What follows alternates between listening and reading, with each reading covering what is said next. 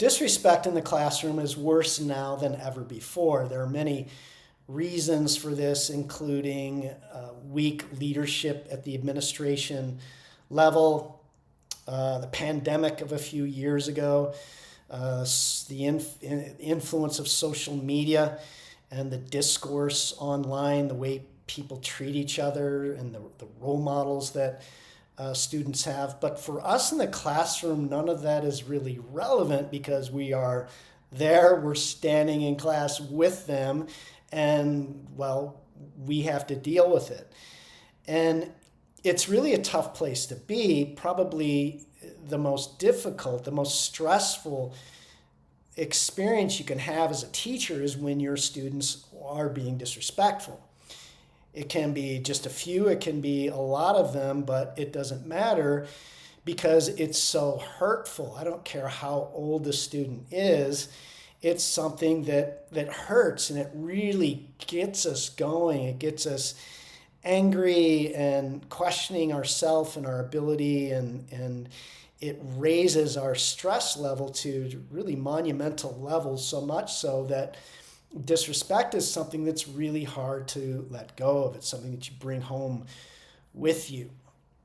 And I want you to know that the reason beyond those things that we talked about, it has nothing to do with you. It's not. There's nothing about you as a person and the way you look or how old you are, the way you dress, or anything like that that's going to cause students, that's going to open the door to more disrespect. It's really 5 things that are the main drivers in this day and age of disrespect. Now, 10 years ago, these things, though important, weren't as important as they are now. In this day and age, the 5 reasons why students are disrespectful or act disrespectful in your classroom are things that you have to shore up. There's just no choice in this day and age if you want to be a happy and successful teacher. So we're going to talk about these 5 things, and then for each of the 5, I'm going to give you one thing that you can do, that anyone can do. So these are all very doable. One mindset or strategy to fix it, to turn it around. Okay? And then by the end, you'll know exactly what you need to do to rid your classroom of disrespect, even though your students outside the room may be disrespectful toward others. The truth is, students aren't disrespectful toward everyone. There are some teachers that they're not disrespectful toward, and it's because of these things we're going to talk about. Before we get there, please do me a favor and subscribe to this channel.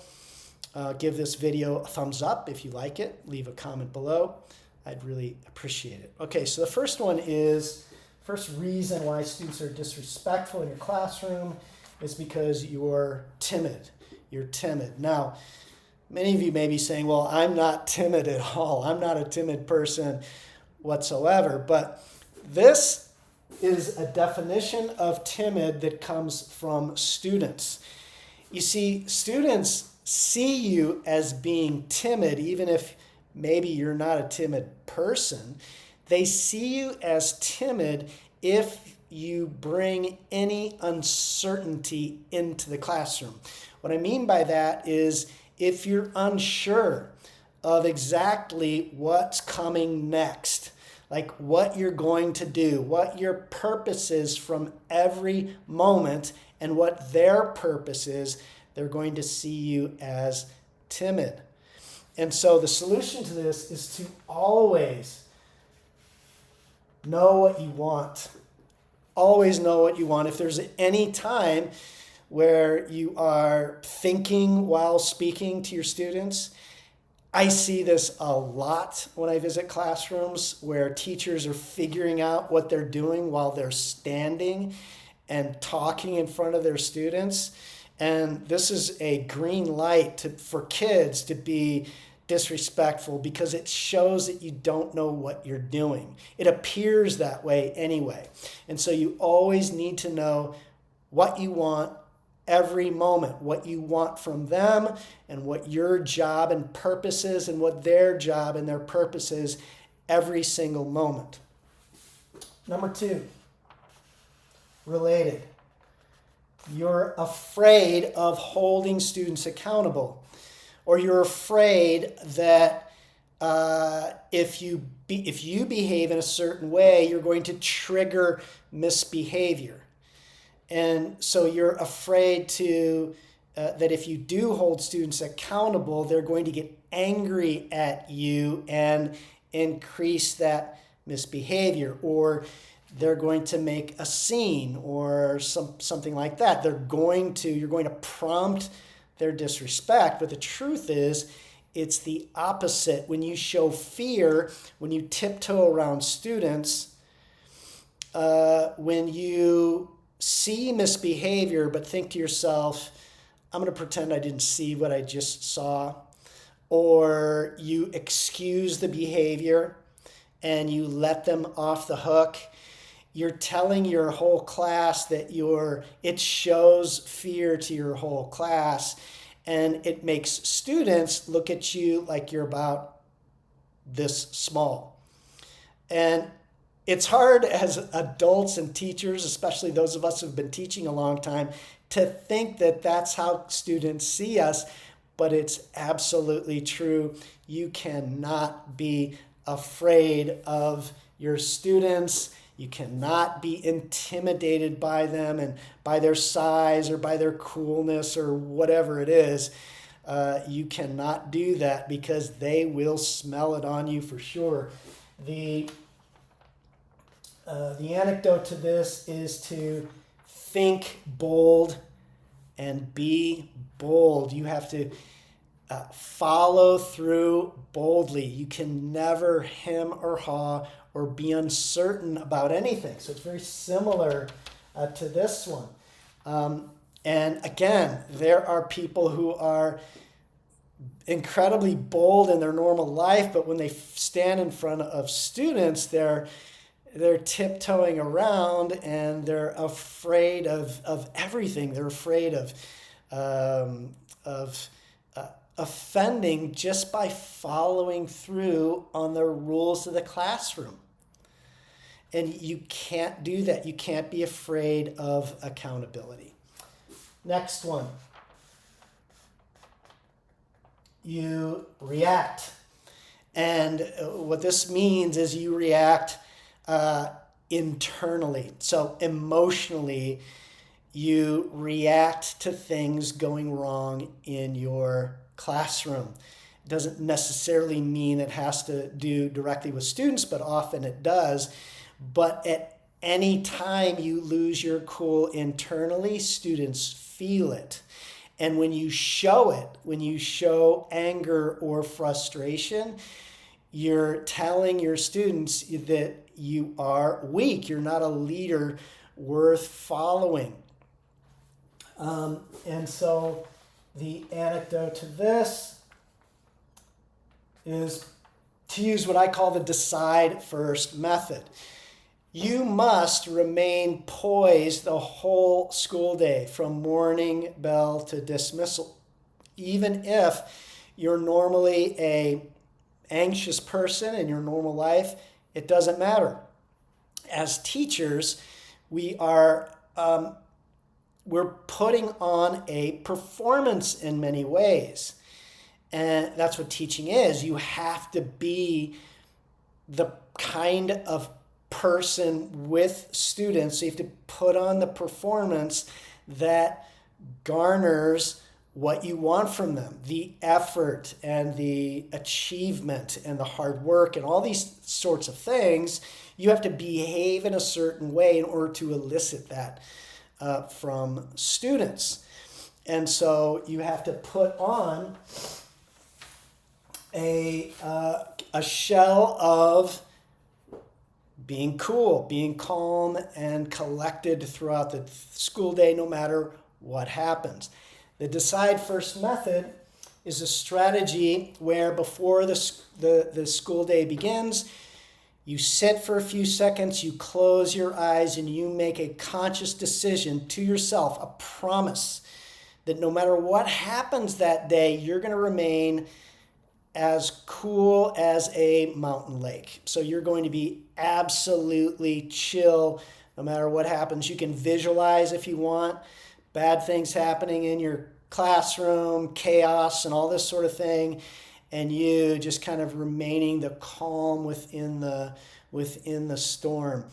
If you make this promise to yourself each day, you won't believe how much you will be that person. It will become a habit, and before you know it, as soon as you pull on the parking lot of the school, you'll be calm, just unusually calm, no matter what happened earlier or later or whatever, doesn't matter. You're at school and you're focused and calm. Decide first method. It's amazing. You can read more about it at Smart Classroom Management if you want. Number 4, and this is a big one, is you're inconsistent. You're inconsistent. Very much related to number 2, being afraid of holding students accountable. If ever you look the other way, if ever your supervision is bad and you miss something, it brings up all sorts of resentment with students, and they won't like you. Teachers who are inconsistent are usually the least popular on campus. And so you must follow through. And of course, you have to have a classroom management plan that protects learning in your classroom, and your only job is to follow it. And so the answer to this inconsistency is to be a referee and shift or farm out all of the behavior in your classroom.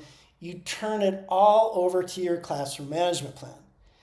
Take zero responsibility for it other than following it like a referee. So you teach your plan to your students in the beginning of the year, or if you're reteaching it or establishing it in the middle of the school year or whenever, you say, this is it. You lay it out on the table. It's for your benefit. It protects learning and enjoyment of being in this classroom. And you teach it in great detail. You explain exactly and model exactly how you're going to hold students accountable. And then you do it. You follow through just like a good referee. Matter-of-factly, robotically, you have a warning because you broke rule number 2, and that's it. You let your plan do it. And this is the magic to being consistent every time. And when you combine these, they all sort of work together and support each other. And these alone will remove 90%, 95% of all disrespect in your classroom. Now, I added one more because I think this one is important, and I've seen this myself observing teachers, is you're boring. More specifically, your lessons are boring. Your lessons are boring, and when kids are bored, they don't want to come to your classroom, and this can open things up to disrespect. Now, here's the thing. All of these things, everything we do at Smart Classroom Management is really looked at from the eyes of a student. What's best for them and how do they see it? Not how we see it or we hope. It's not us pushing upon students a lot of these kind of strategies, these manipulative strategies and rewards and restorative justice and all these things that we think. Smart Classroom Management is from a student perspective. And so boring to them doesn't mean that you have to have lessons that take lots of planning. It doesn't mean that they have to be moving and using manipulatives and this sort of thing. It doesn't mean that you have to have constant learning games and all this stuff. It only means one thing. It's surprising for a lot of teachers. Your knowledge of content is directly related to how your effectiveness in drawing students into your lessons. Students are bored because of a surface level understanding of content. If you're an elementary teacher, you need to go at least a level or two lower. If you're a subject matter teacher, high school teacher, middle school teacher, you need to go 3, 4, 5 levels deeper. And the reason is because details are interesting. Details are interesting. It's the small things. If you can place your students on the back of the horse, if you can put them in the clothes of Paul Revere, it's a completely different experience. They get lost in the moment, rather than just the story of it on its own is boring to students. It doesn't matter what you're teaching if you can go a level deeper based on your own content knowledge and also based on your improvisation. So these things come naturally to you as a teacher. It doesn't mean you have to prepare more. You just have to make sure that you know your content well, that you've done a lot of reading, and then you can pull these sort of anecdotes and details, these interesting things, into your lessons that kids love. I've tested this over and over again with virtually every grade level. And the deeper I go, even to a ridiculous level, the deeper I go, the more kids love it. And again, it doesn't take a lot of preparation. So these 5 things, fix them, and I promise you that you'll have virtually zero disrespect in your classroom. And if you do have a particular instance, you can see the video on how to respond if it does happen once. You can respond in such a way to make sure it doesn't happen again, and also in a way that stays congruent with everything here. Okay? All right, if you have any questions, please leave them below. I hope you enjoy this video. Hope you're having a great week. I'll see you next time.